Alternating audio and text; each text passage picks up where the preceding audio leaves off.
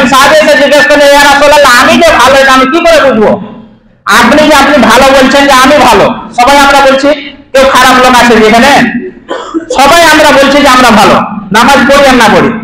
এবারে হাদিস শুনেন আপনি, আল্লাহ রাসূলকে জিজ্ঞেস করা হলো যে আমি ভালো এটা কি করে বুঝবো? আল্লাহ রাসূল বললেন, তোমার পাড়া প্রতিবেশী যদি লোক বলে যে লোকটা ভালো তো ভালো, আর যদি বলে যে খারাপ তো খারাপ। আপনি এমন আপনার চরিত্র, সামনে আসলে আসসালামু আলাইকুম গায়, আর যখন আপনি চলে যান সালাম মরে নাকে নেবে, গালি দেয়, এরকম লোক নেই গল্পের পাড়াতে? ভয়ে ভর্তি করে আপনাকে। এরকম চরিত্র আপনার থাকলে আপনি যে জাহান্নামে ঢুকে বসে আছেন আমি দেখতে পাচ্ছি। এরকম কেন আপনার চরিত্র থাকবে? আল্লাহ রাসূলের এই হাদিসগুলো আপনি যে আজকে বাড়িতে চিন্তা ভাবনা করেন যে আমার ব্যবহার আপনার চরিত্র এরকম কেন, আমাকে হয়তো ভয়ে ভর্তি করছে, অরিজিনালি কি আমাকে মানুষ ভালো বলেছে? যা আপনার দ্বারা আপনার ব্যাপারে যদি জিজ্ঞেস করা হয় লোকটা কেমন, ওর মতন শয়তানের গল্পের পায়ে আছে, এইরকম যদি আপনার চরিত্র হয় তাহলে আপনি জান্নাত পাবেন না। এমন জীবন তুমি করো হে গঠন, মরিলে হাসিবে তুমি কান্দিবে ভুবন। কাঞ্চুসের একটা আপনাকে গল্প বলে, কাঞ্চুস এমনই কাঞ্চুসের কাঞ্চুস যে 5 টাকা 2000 টাকা কোনোদিন কাউকে দেয় না, কোনো উপকার করে না। হঠাৎ করে গ্রামের মেম্বারের মানে অসুখ হয়েছে, যে হসপিটালে ভর্তি আছে, রক্তের প্রয়োজন, কারোর সঙ্গে গ্রুপ মিলছে না, ওই কাঞ্চুসের সঙ্গে গ্রুপ মিলেছে। দেখো ও বলছে তোকে রক্ত লাগবে, চক মাথা খারাপ, যে মাটি পড়ে চায়ের ছিটা খায় ও রক্ত দিবে, মাথা খারাপ আমি যাবো না, ধরে বেঁধে নিয়ে গেছে মেম্বার মানুষ, ধরে বেঁধে মেলে রেখে দিয়ে সাক করে ভরে রক্ত বের করলেছে ডাক্তাররা। আর মাথায় খারাপ যে 2 টাকা দান করলে সে রক্ত বের করেছে, সেই 250 300 কি 500 যাই হোক, মেম্বার যখন সুস্থ হয়েছে সে তাকে 2000 টাকা দিয়েছে, খুব খুশি, যান আমার রক্ত বৃথা যায়নি। আবার মেম্বার অসুখ হয়েছে কিছুদিন পর, না আমার হাতে ধরে লেগেছে, ও খুশি মনে গেছে। এবার গতবার 1 টাকা মানে এক প্যাকেট দেওয়াতে 2000 পেয়েছি যাই, এবার 2 প্যাকেটের শরীর থেকে বের করেছে, ও তো বিশাল খুশি। কেন খুশি? গতবার 1 প্যাকেটে 2000 পেয়েছে, এবার 2 প্যাকেটে 4000 পাবো। ও বাড়ি এসছে, মেম্বার অসুস্থ ভালো হয়ে গ্রামে এসছে, ওকে বলছে আমার বিলটা, কিসের বিল রে? ওই যে কেন গতবার রক্ত দিয়েছিলে তুমি 2000 টাকা দিয়েছে, এবার তো 2 প্যাকেট দিয়েছি 4000 পাবো। ওই যে কথা ঠিক বলেছি, কিন্তু আমি তো প্রথমে রক্ত যে লাগার পরে তখন টাকা দিয়েছি, তখন তো সঙ্গে সঙ্গে রক্ত কাজ করে না আমার শরীরে, তার জন্য 2000 দিয়েছি। এই দ্বিতীয়বার যে 2 প্যাকেট রক্ত দিলি, আমার শরীরে তো ভালো কাজ করেছে, তোর রক্ত এসে আমিও কাঞ্চুস হয়ে গেছি, ওই জন্য 1 টাকা ওকে 1 টাকা দিয়েছে। এরকম কাঞ্চুসি করে আপনার দুনিয়াতে লাভ আছে? এটা আপনাকে উদাহরণ দিল, হাদিস করার না। আমরা প্রত্যেকেই জানি যে চাঁদের অবস্থা খুব শোচনীয়। অনেক মানুষ আছে যে নামাজ পড়বে কিন্তু মসজিদ পাচ্ছে না, তারা আত্মীয় স্বজন হারা। এমনও পরিবার আছে, পরিবারের সবাই মারা গিয়েছে, হয়তো একজন বেঁচে আছে, কোলের বাচ্চা নিয়ে কেউ লাশ নিয়ে তারা আল্লাহ আল্লাহ করছে, কেউ তাদের দিকে চোখ ফিরেও তাকাচ্ছে না, গোটা বিশ্ব বসে বসে তামাশা দেখছে। তাদের যারা নামাজ 5 ওয়াক্তের নামাজি, তারা চায় মসজিদে যে নামাজটা পড়ার, কিন্তু তাদের মসজিদে যাওয়ার মতন পরিস্থিতি নাই। মানে এত অবস্থা শোচনীয় যে কখন কোথায় বোমা হামলা হবে বলা যায় না। অনেক এলাকায় মসজিদে বোমা মারা হয়েছে, মসজিদে উড়িয়ে দেওয়া হয়েছে। তো দুঃখের বিষয় যে সেই তুলনায় আমরা 100 গুণ ভালো আছি। মসজিদ এখনো আমাদের মসজিদের উপরে বোমা হামলা হয়নি, এখনো আমাদের মসজিদ নিরাপদে আছে। আপনি মনে করছেন আমার উপরে বিপদ আসতে মনে হয় 2-4 বছর সময় লাগবে, আল্লাহ এটা কোনো সময় ভাবিয়েন না। আপনাকে সতর্ক করছি যে আপনি আল্লাহর দিকে আসুন, আপনার পরিস্থিতি অনেক ভালো লাগবে, গুণে আপনার পরিস্থিতি ভালো আছে। শুধুমাত্র ঠান্ডার কারণে আপনি নামাজ পড়তে আসেন না, শুধুমাত্র এটা কোনো কারণ হলো? গরমের সময় যদি একে বলি যে ভাই নামাজ পড়তে আসলে, ভাই গরমে রাত্রে ঘুমে হয়নি, ফজরের সময় চেতন পাইনি, গরমেও আপনার চেতন হয় না, ফজরে ঠান্ডার দিনেও আপনি ঠান্ডাতে আসছেন না, তো কখন আসবে? ফিলিস্তিনের অবস্থা আপনি দেখছেন তারা কি অবস্থায় আছে। সেই গজব, সেই পরিস্থিতি আমাদের ভারতবর্ষ করতে দেরি মনে হয় আল্লাহর অনেক বছর লাগবে নাকি? আপনাকে সতর্ক করছে, সাবধান করছে, আপনি সাবধান হন। আমরা সুস্থ থেকে আল্লাহর ওয়াস্তে মসজিদে আসতে পেরেছি, আল্লাহ শুকরিয়া আদায় করে বলি আলহামদুলিল্লাহ। যারা প্রশংসা করেন বিশ্বের নবী মুহাম্মদ আল্লাহর মরদুল্লাহ জনাবে মুহাম্মদুর রাসূলুল্লাহ সাল্লাল্লাহু আলাইহি ওয়াসাল্লাম, তিনার উপরে শত সহস্র দরুদ ও সালাম অবতীর্ণ হোক, সকলে বলুন আল্লাহুম্মা আমিন। আল্লাহুম্মা সাল্লি আলাইহি আল্লাহুম্মা বারিক আলাইহি। সূরা নাম্বার 4 আয়াত নাম্বার 36 সূরা আন-নিসা আয়াতকে সামনে রেখে কিছু কথা বলে আমি আমার বক্তব্যের বিষয়টি করব ইনশাআল্লাহ। মা তাওফীক ইল্লা বিল্লাহ। আজকে আমার বক্তব্যের বিষয় হলো প্রতিবেশীর অধিকার। গুরুত্বপূর্ণ একটা বিষয়। আমরা সবাই এখানে ঈমানদার না? সবাই যতগুলো লোক এসেছি এক এক করে জিজ্ঞেস করা হয়, ভাই তুই ঈমানদার না বেঈমান? কেউ বলবে যে আমি বেঈমান? সবাই বলবো আমরা যে ঈমানদার, না হলে মসজিদে কেন এসেছি? কিন্তু কিছু কাজ যে আপনার দ্বারা হয়ে যাচ্ছে, এই কারণে আপনি ঈমানদার থেকে আপনার নাম কেটে যাচ্ছে। আপনি বেঈমান হয়ে যাচ্ছেন, জাহান্নাম থেকে জান্নাত থেকে নাম কেটে আপনি জাহান্নামের খাতায় নাম লিখিয়ে দিয়েছেন, হয়তো আপনি বুঝতে পারেন না। তাই আপনাকে এই সামান্য ইশারা দেব যে আপনি ঈমানদার মনে করছেন আছেন, কিন্তু আপনার দ্বারা এই যে কাজটা হচ্ছে, এই কাজটা যদি হয়, সেই কাজটার জন্যই আপনি বেঈমান হয়ে গেছেন অলরেডি। আমরা চেষ্টা করবো সেই কাজটা যেন আমার দ্বারাই না হয়। প্রতিবেশীর অধিকার এটা খুব গুরুত্বপূর্ণ একটা ভাইটাল বিষয়। আমরা অনেকেই নামাজ পড়ি, রোজা রাখি, দান খয়রাত করি, অনেকেই তাহাজ্জুদ পড়ি, হজ করে এসেছি, ভালো ভালো কাজ করি, কিন্তু প্রতিবেশীর সঙ্গে তার সম্পর্ক নেই। প্রথমে জানতে হবে প্রতিবেশীকে। হাদিসের মধ্যে এসেছে আপনার বাড়ির চতুর্দিকে 40টা ঘর, এরা হলো আপনার প্রতিবেশী। আল্লাহ রাসূল বলেছেন প্রতিবেশী 3 ধরনের। নাম্বার 1 আত্মীয়, নিকট আত্মীয় মুসলিম প্রতিবেশী। আত্মীয় মুসলিম প্রতিবেশী, অনাত্মীয় মুসলিম প্রতিবেশী আর অমুসলিম প্রতিবেশী। 3টা আল্লাহ রাসূল হাদিসের মধ্যে বলেছেন যে 3 ধরনের প্রতিবেশী হয় মানুষের।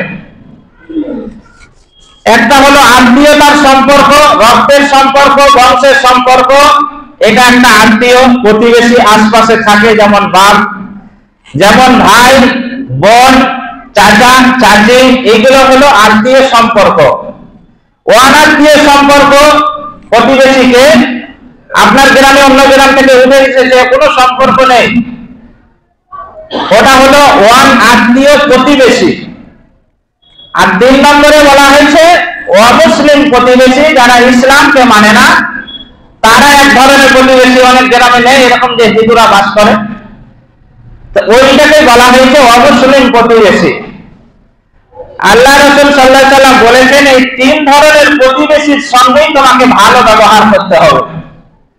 প্রতিবেশীর সঙ্গে যদি আজকে আমরা ভালো ব্যবহার করতাম, তাহলে এত মারামারি হতো, এত ঝগড়া হতো গ্রামে, এত বিচার প্রতি জুম্মাতে বিচার মডেলের একটা করা লাগতো। প্রতিবেশীর সঙ্গে যত ঝামেলা আমাদের হয়, আল্লাহ রাব্বুল আলামিন পবিত্র কোরআন মাজিদের মধ্যে বলেছেন ওয়াবিল ওয়ালিদাইনি ইহসানা ওয়া বিল কুরবা ওয়াল ইয়াতামা ওয়াল মাসাকিন ওয়াল জারি যিল কুরবা ওয়াল জারিল জুনুবি ওয়াস সাহিবি বিল জামবি ওয়া বিনিস সাবিলি ওয়া মা মালাকাত আইমানুকুম। সূরা নিসা সূরা নাম্বার 4 আয়াত নাম্বার 36 আল্লাহ রাব্বুল আলামিন বলেছেন তোমরা পিতামাতার সঙ্গে আত্মীয়র সঙ্গে এবং তোমার ফকির মিসকিন যারা আছে এতিম মিসকিনদের সঙ্গে, যারা আত্মীয় অনাত্মীয় এদের সঙ্গে, তোমাদের সঙ্গে সাথীদের সঙ্গে এবং তোমাদের অধীনে যেগুলো দাস দাসী থাকে তাদের সঙ্গে তোমরা ভালো ব্যবহার করো। কয়েকটা দিক আল্লাহ রাব্বুল আলামিন আয়াতের মধ্যে বলেছেন। আজকে যেটা বিষয়বস্তু আমার হলো প্রতিবেশীর অধিকার। আত্মীয় প্রতিবেশী এবং অনাত্মীয় প্রতিবেশীর সঙ্গে ভালো ব্যবহার করার কথা আল্লাহ এই আয়াতে বলেছেন। আল্লাহ রাসূল সাল্লাল্লাহু আলাইহি ওয়াসাল্লাম হাদিসের মধ্যে বলছেন, আয়েশা রাদিয়াল্লাহু তাআলা আনহা বর্ণনা করছেন, নবী করিম সাল্লাল্লাহু আলাইহি ওয়াসাল্লাম বলেছেন যে ফেরেশতারা জিবরাইল আমার কাছে যখন তখন এসে শুধু আত্মীয়তার সম্পর্ক নিয়ে আমাকে বেশি বেশি তাগিদ করা হতো, এমন ভাবে আমাকে বলা হতো, এমন মনে হয় সময়তে মনে হয়েছিল যে আমার আত্মীয়তার সম্পর্ক এমন ভাবে করতে বলা হয়েছে, মনে হয় যে আমার সম্পদের উপরে আত্মীয়তার সেই ওয়ারিস হিসাবে তাকে ঘোষণা করা হবে। এমন ভাবে জিবরাইল আলাইহিস সালাম এসে বলতেন, মনে হচ্ছিল যে আমার সম্পদের উপরে হয়তো যারা আত্মীয় প্রতিবেশী আছে, মহান আত্মীয় প্রতিবেশী আছে, তাদের মনে হয় অংশ হয়ে যাবে। তাহলে কত তাগিদ দিলে এই কথাটা আল্লাহ রাসূলের মনে এসেছিলেন, যে এমন ভাবে তাগিদ দেওয়া হয়েছে প্রতিবেশীর সঙ্গে ভালো ব্যবহার করা। আল্লাহ রাসূল মনে মনে ভাবতেন যে হয়তো আমার যা সম্পদ আছে, যেমন ওয়ারিস আমার সন্তান সন্ততিরা ভাগ পায় আমার সম্পদ জমি জায়গা যেটা আছে, হয়তো এরকম হয়ে যেতে পারে যে আত্মীয় যারা প্রতিবেশী তারাও পাবে, কিন্তু সেটা কিন্তু হয়নি। তাহলে কতটা চাপ, কতটা আল্লাহ রাব্বুল আলামিনকে বলা হয়েছে, আল্লাহ রাব্বুল আলামিনের নবীকে বলা হয়েছিল যে আপনি আত্মীয়তার সঙ্গে প্রতিবেশীর সঙ্গে আপনি ভালো ব্যবহার করেন। নাম্বার 2, আল্লাহ রাব্বুল আলামিনের নবী আরেকটা হাদিসের মধ্যে বলছেন, আল্লাহু লা ইউমিনু আল্লাহু লা ইউমিনু আল্লাহু লা ইউমিনু ইল্লা মান ইয়া রাসূলুল্লাহ সাল্লাল্লাহু আলাইহি ওয়াসাল্লাম قال الذي لا يأمن جاره بوائقا। আল্লাহ রাসূল সাল্লাল্লাহু আলাইহি সাল্লাম একদিন সাহাবীদের মজলিসে এসে বসলেন এবং সাহাবীদেরকে উদ্দেশ্য করে বললেন যে আল্লাহর কসম করে বলছি সেই লোকটা কিছুতে ঈমানদার নয়, আল্লাহর কসম করে বলছি সেই লোকটা কখনোই ঈমানদার নয়, আমি আল্লাহর কসম করে বলছি সেই লোকটা কিছুতে ঈমানদার নয়। আল্লাহ রাসূল যেটা গুরুত্বপূর্ণ কথা সেটা 3 বার উচ্চারণ করেছেন হাদিসের ভিতরে, এখানেও 3 বার উচ্চারণ করেছেন যে আমি কিছুতেই সেই লোকটা ঈমানদার নয়। তখন সাহাবীদের মধ্যে থেকে একজন জিজ্ঞেস করলেন, ইয়া রাসূলুল্লাহ, এই হতভাগা লোকটি কে? এত বড় কথা কার ব্যাপারে আপনি বললেন যে সে কিছুতেই ঈমানদার নয়? আপনি যে ঈমানদার হয়ে বসে আছেন, 5 ওয়াক্তের নামাজ পড়ে আর তাহাজ্জুদ করছেন, আল্লাহ রাসূলের এই হাদিস শুনেন যখন জিজ্ঞেস করা হলো যে ওই দুর্ভাগ্য লোকটি কে, আল্লাহ রাসূল কি বললে জানেন? আল্লাহ রাসূল বললেন যে ওই লোকটা যার ব্যবহারে প্রতিবেশী নিরাপদে নয়, যার ব্যবহারে প্রতিবেশী নিরাপদে নয়। এরকম লোক গজদরপাড়ায় এখনো হয়নি, সামনে যদি হয় তাহলে সতর্ক বাণী দিচ্ছি। এমন এমন লোক বাস করে যে প্রতিবেশীকে এমন ভাবে জ্বালায় যে বাড়ি ঘর বেচা পালাতে হয়, এমন জ্বলায় ওর বাড়িতে মুরগিতে পায়খানা করে দিয়েছে, তাই ওর মা বোনের কাছে 3 বার ঘুরে আসে। এরকম লোক নেই? মানে ওর লাঙ্গির জোর আছে, শক্তির জোর আছে, মুখের ভাষা কি, কিন্তু ওর বাড়ির পাশে লোকটাকে ওই ভাষা বলছে। আর আল্লাহ রাসূল বলছেন যে যার ব্যবহারে তার প্রতিবেশী নিরাপদে নয় সে কখনোই ঈমানদার নয়। হাদিস বুখারী পৃষ্ঠা নাম্বার 409। এই হাদিসগুলো যদি আপনি একবার ভাবনা চিন্তা করেন বাড়িতে, না আজকে খুতবা কি শুনলাম, আমার এই বাড়ির এই পাশের প্রতিবেশীর সঙ্গে 6 বছর কথা নেই, বাড়ির ওই পাশের প্রতিবেশীর সঙ্গে 8 বছর কথা নেই, কি নিয়ে ঝামেলা? একটা ছাগল ঢুকেছিল বাড়িতে, যে আর চারা খেলেছে তাই নেই ঝামেলা, যে মারামারি হয়ে 6 বছর থেকে কথা বলা বলি নেই। এরকম লোক এই আমার মশালির মধ্যে নেই। আপনি যে ঈমানদার হয়ে বসে আছেন যে আমি ঈমানদার বললে আমাকে জান্নাতে ফেরেশতারা ঢুকাবে, আপনার ব্যবহার যদি এটা হয় জান্নাত দিবে আপনাকে? আল্লাহ রাসূল বলছে সে কখনো ঈমানদার নয়। ঈমানদার না হলে কেউ জান্নাত যাবে? তাহলে আপনার চরিত্র এটা হবে কেন? আপনাকে তো দুনিয়াতে মানুষের উপকারের জন্য সৃষ্টি করা হয়েছে।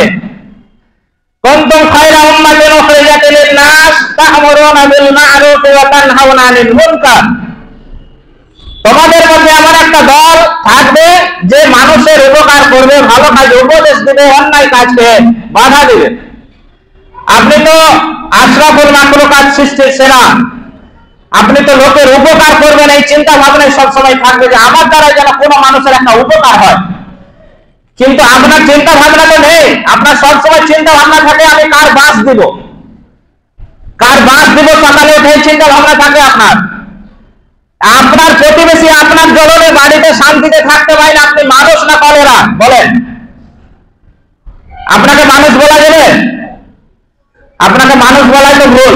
কেন আপনার জন্য আপনার প্রতিবেশী আজকে টেনশনে ভোগে আপনার জন্য, যে হয়তো কখন আমার মুরগি তার বাড়িতে চলে যাবে, তার যা মুখের ভাষা, তার যা শক্তি, তার ছেলে পেলে তিনটা হয়তো বেটা আছে, সে তো আমাকে মারবে, এরকম টেনশনে প্রতিবেশীর ঘুম হয় না কেন?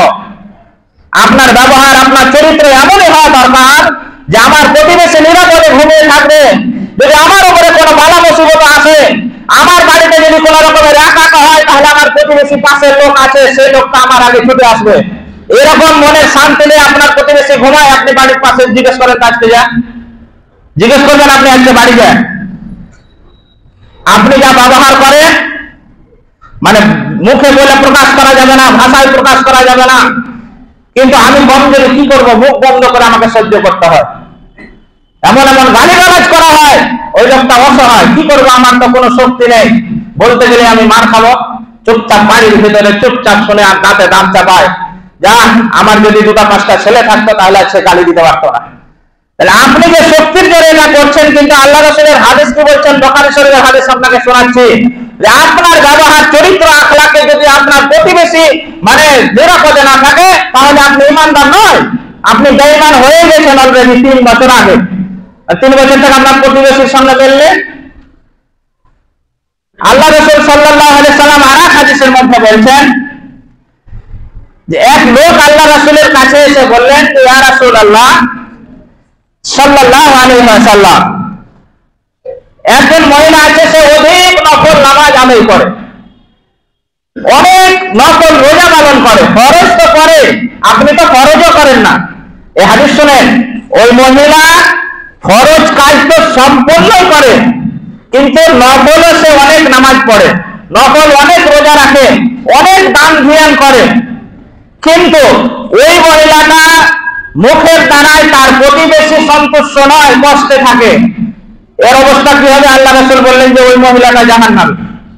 চিন্তা করে দেখেন, সে ফরজ সব আদায় করে, নফল নামাজ আদায় করে, নফল রোজা করে, দান খয়রাত অনেক করে, কিন্তু তার প্রতিবেশী তার মুখের দ্বারায় নিরাপদে নয়, তখন গালি দেয় প্রতিবেশী, এমন এমন গালি দেয় যে শোনা যাবে না।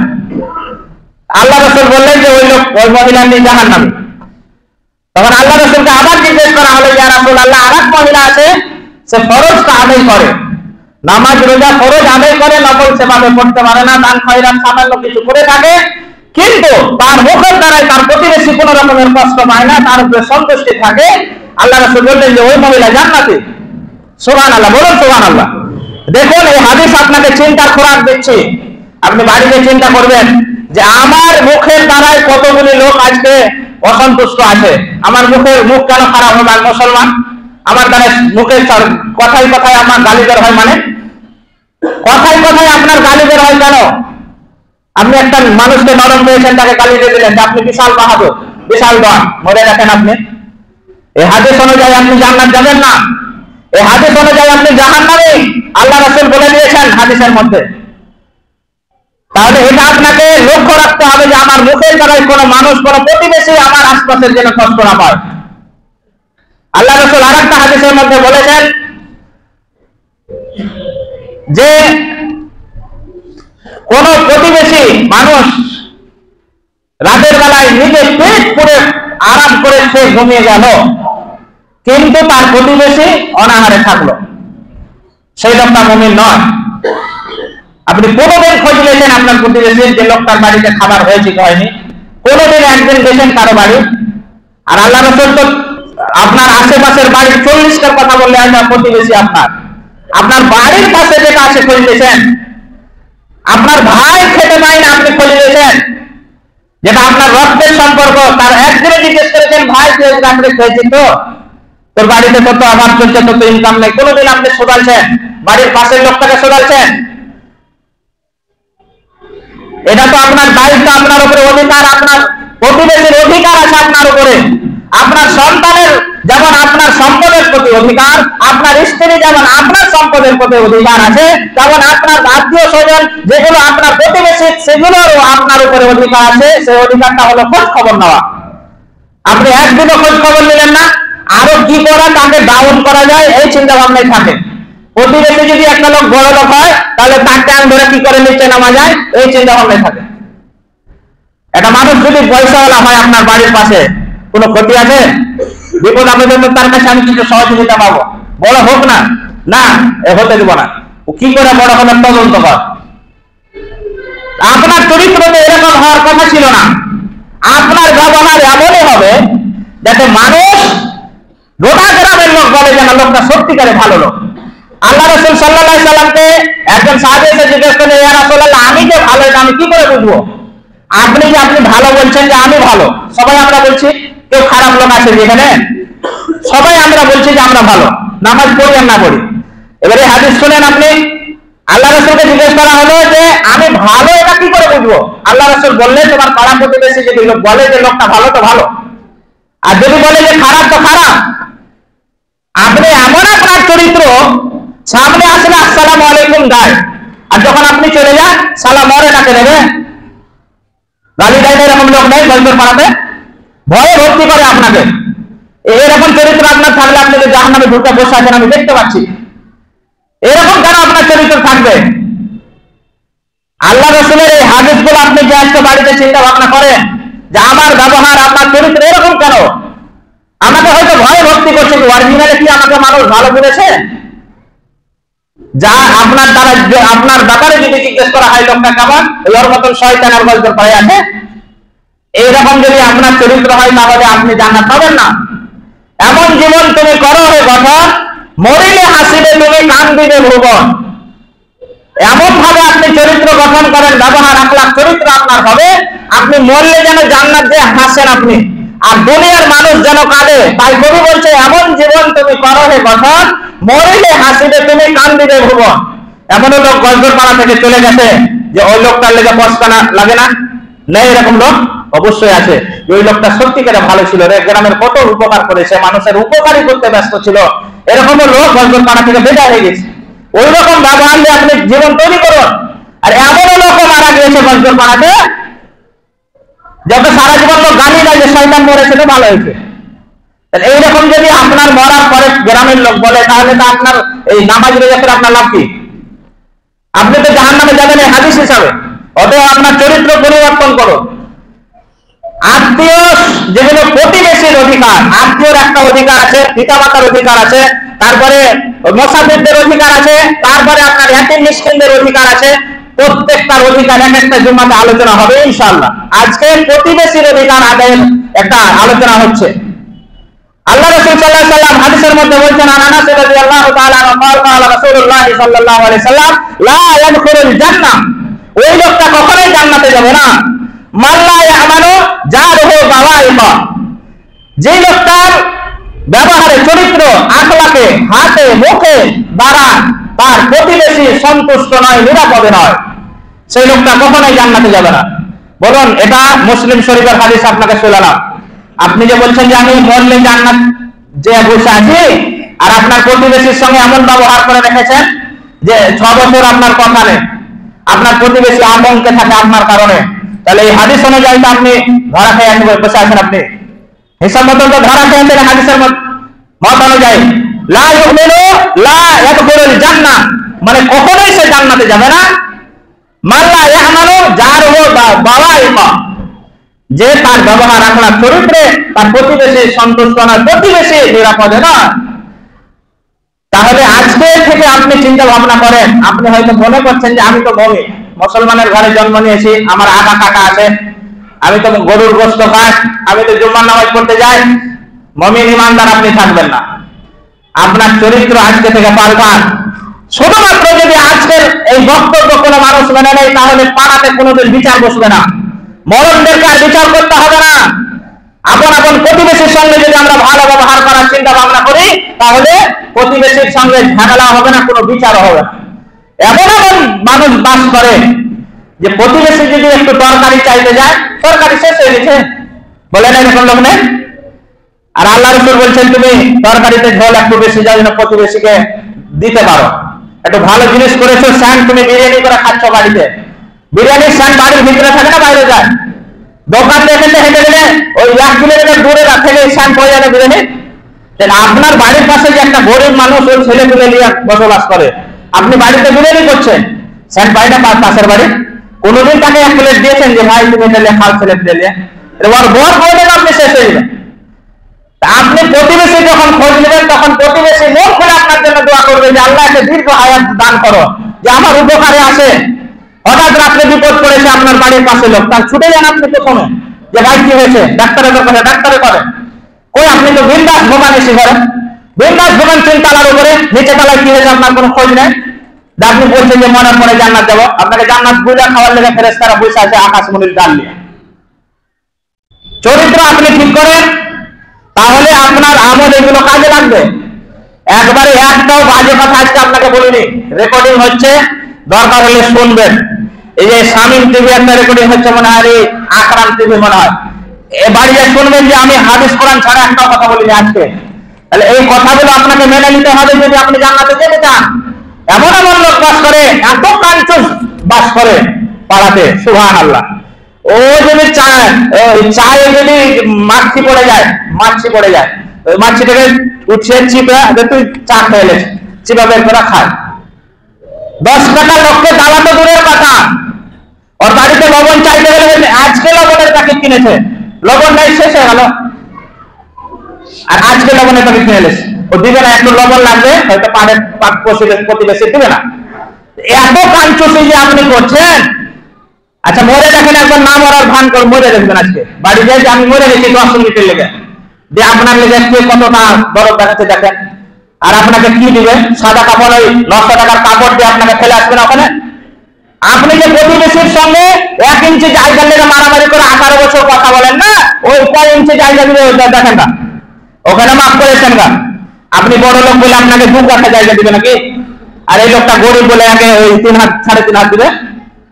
শেষ পাগল যারা জমি জায়গায় ঝাড়াল করে, 3.5 হাতই আমাকে দেবে, খালি হাতে আমাকে যেতে হবে, খালি হাতে দুনিয়া এসছে। তাহলে এত কেন প্রতিবেশীর উপরে এত অত্যাচার কেন? কেন ভাই ভাই মারামারি আছে বলেন? আপনি যে মরে যাবেন তাই হিসাব দেবো বলেন? এত কাজ কিছু করে দিলে তো আপনি আপনাকে টাকা দিয়ে সামনে দাম খরচ করেন আল্লাহর রাস্তায়, প্রতিবেশীকে দেন যে তুই এই মাছ কাজ রান্না করে খাতো, দিয়েছেন কোনোদিন? আপনি একদিন গরিব মানছেন, আপনি দিয়েছেন প্রতিবেশীকে, ভাই তুই গরিব মানুষ তুই এটা খাতো? আপনার লেগে নামাজ পড়ে গান খুলে দোয়া করবে, আর স্ত্রীটা তাহাজ্জুদের নামাজ পড়ে আপনার জন্য দোয়া করবে। আর আপনি হোটেলে খেতে যান বহরমপুর, যে 1800 টাকা বিল করে আসেন আপনি, আর প্রতিবেশীর দিকে আলু জুটছে না, আলুর ঝোল করে ভাত খেয়েছে, যে আপনি বলছেন যে আমি জান্নাতে যেতে। অত সহজ নয়, চরিত্র আপনি পাল্টান। আপনি কাঞ্চুসি কেন করবেন? আপনি যে 10 টাকা কারোর জন্য বের হয় না, আপনার প্রতিবেশী বলেন, আপনি সাফির বলেন, ফকির মিসকিন বলেন, 10 টাকা বের হয় না, আপনি কবরে নিয়ে যাবেন টাকা, 1 টাকা যাবে না কবরে, আপনি তো জানছেন সবই। তাহলে আপনি কেন এরকম করছেন? উদার হন, উদার, টাকা দিয়ে আপনি দান খয়রাত করেন, প্রতিবেশীর সঙ্গে আপনি ভালো ব্যবহার করেন, গ্রামবাসী যেন আপনাকে ভালো বলে না, লোকটা সত্যিকারে ভালো, আমার উপকার এসছে, লোকের উপকার করে লোকটা, এরকম চরিত্র আপনি গঠন করেন। আল্লাহর কাছে শেষের সময় দোয়া করি, আল্লাহ যেন আমাদেরকে, প্রত্যেকটা মানুষকে প্রতিবেশীর সঙ্গে ভালো ব্যবহার করার তৌফিক দান করেন। সকলে বলুন আল্লাহুম্মা আমিন। আল্লাহ যারা অসুস্থ অবস্থায় আছে তাদেরকে সুস্থতা দান করে, সকলে বলুন আল্লাহুম্মা আমিন। আল্লাহ সিরিয়ার মানুষের উপরে অত্যাচার চলছে, আমরা দোয়া ছাড়া কিছুই করতে পারি না। আল্লাহ তুমি তাদের যে অত্যাচার চালাচ্ছে, আল্লাহ তুমি ইসরায়েলকে ধ্বংস করে দাও, সকলে বলুন আল্লাহুম্মা আমিন। আল্লাহ তাদের যে অত্যাচার দেখতে পাচ্ছি না, চোখে ভিডিওতে দেখছি আমরা, আল্লাহ আমাদের কিছু করার নেই, আমরা দোয়া ছাড়া কিছুই করতে পারি না। আল্লাহ তুমি সব কিছু করতে পারো, আল্লাহ তুমি তাদের থাকার জন্য সুব্যবস্থা করে দাও, সকলে বলুন আল্লাহুম্মা আমিন। আল্লাহ যারা কবরস্থ হয়ে গেছে তাদের কবরকে নূরে মানবা করে দাও, সকলে বলুন আল্লাহুম্মা আমিন। আল্লাহ এই গ্রামে যদি বালা মুসিবত আসা থাকে তুমি দূর করে দাও, আরেকবার বলুন আল্লাহুম্মা আমিন। ওয়া মা আলাইনা ইল্লাল বালাগ।